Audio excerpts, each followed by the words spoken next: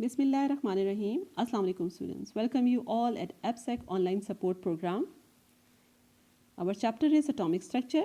Today's topic is discharge tube experiment and the pages which are taken from your book are 22 to 24. We are going to start chapter number 2, atomic structure. We have the first lecture. The content of this chapter are discovery of electron, discovery of proton, discovery of neutron, discovery of nucleus, Bohr atomic model, hydrogen spectrum, Planck's quantum theory, X-rays, quantum numbers and orbitals, and electronic configuration. First of all students, as हमारे chapter का नाम atomic structure है, so first of all we should know about the history about the word atom. हमारे पास ये word atom आया कैसे है? For this, a Greek philosopher Democritus in 450 BC used the term atomos, meaning indivisible. Okay, this he referred to the smallest particle of matter which is impossible to divide further. So हमारे पास जो word atom है that is actually derived from a Greek word atomos, और जिसको अभी हम modern word में हमने इसको मज़ीद modify करके इसको अब हम atom बोलते हैं. Dalton atomic theory, I'm sure students आप लोग बहुत अच्छे तरीके से familiar होंगे atomic theory. Dalton ने जो atomic theory दी थी, he was a English physicist and chemist, and he gave a few postulates of his theory. According to him, the atom is the smallest particle of matter. An atom can't be cut into smaller particle. Atoms are neither created nor destroyed. Two or more atoms combine to form compounds. All atoms of the same elements are identical. So according to the Dalton atomic theory, हमारे पास जो सबसे smallest particle होता है वो atom होता है. Okay? But now in the modern theory, it is proved that an atom is made up of about 100 particles, out of which electron, proton and neutrons are very important. Otherwise, एक atom जिसको Dalton ने कहा था that is smallest particle, उसके अंदर मज़ीद हमारे पास about 100 particles होते हैं. But in our syllabus, in our chapter, we will study and we will focus only on the electron, proton and neutron. We will study the discovery of these particles and we will study about the properties of these particles. Let's start the topic, discharge tube experiment. In discharge tube experiment, students, we will study about the discovery of cathode rays, and these cathode rays are also known as electrons. Student हमारे पास जो electron की discovery के लिए जिन scientist ने काम किया है उनमें सबसे पहले इसका नाम आता है he is J Thomson.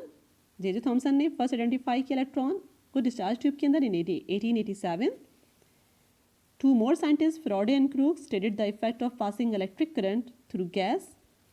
And one more scientist जिनका नाम स्टोनी था, उन्होंने इसी कैथोड रेज को नाम दिया इलेक्ट्रॉन्स का. सबसे पहले जो इलेक्ट्रॉन का वर्ड जो इस्तेमाल किया वो साइंटिस्ट स्टोनी ने किया था.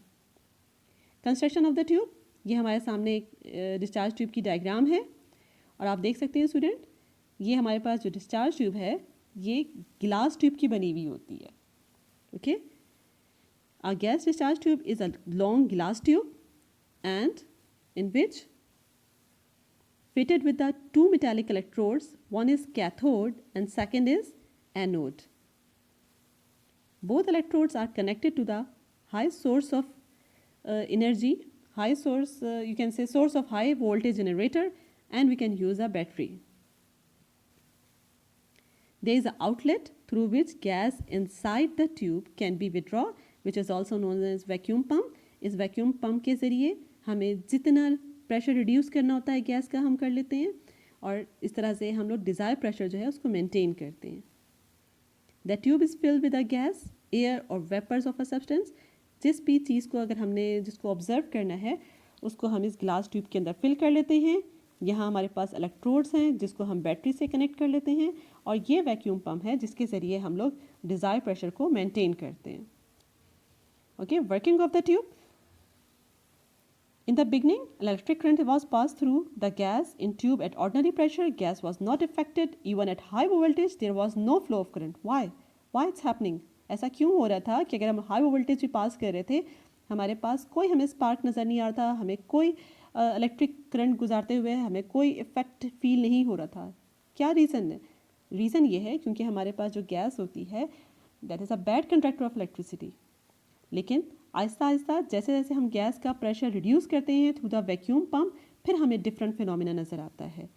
When the pressure inside the tube was reduced by removing the gas make it convenient for the spark to pass. By passing electric current in the discharge tube under reduced pressure, the following observation are obtained. जैसे जैसे हम लोग vacuum pump के ज़रिए pressure reduce करते गए, gas के particles को कम करते गए, तो हमें डिफरेंट फिनोमिना नज़र आया. For example at 10 mm pressure, जब हमने प्रेशर थोड़ा कम कर दिया तो हमें हल्का सा स्पार्क नज़र आया, like a flash of lightning.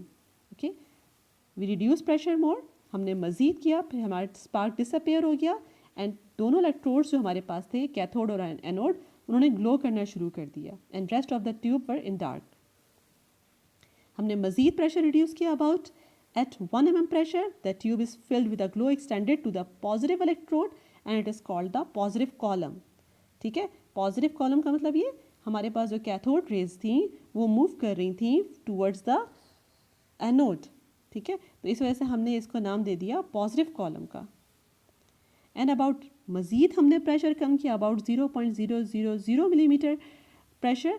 फिर क्या हुआ हमारे पास, the wall of the glass tube began to glow with the specific coloured light. हमारे पास जो स्पेसिफिक जो जिस गैस को आप फिल करते हैं डिस्चार्ज ट्यूब के अंदर, हमारे पास उसी तरह का कलर नज़र आता है. ठीक है, डिफरेंट गैसेस हमें डिफरेंट कलर शो करती हैं. जब हमने प्रेशर को रिड्यूस करके अबाउट 0.0001 मिलीमीटर तक किया, तब हमें पूरी जो डिस्चार्ज ट्यूब है वो हमें ग्लो करता हुआ नज़र आया. As this radiation the tube emitted by the cathode, hence they are known as cathode rays. क्योंकि ये जो रेज थी हमारे पास, ये कैथोड से प्रोड्यूस हो रही थी एंड मूव कर रही थी from cathode to the anode.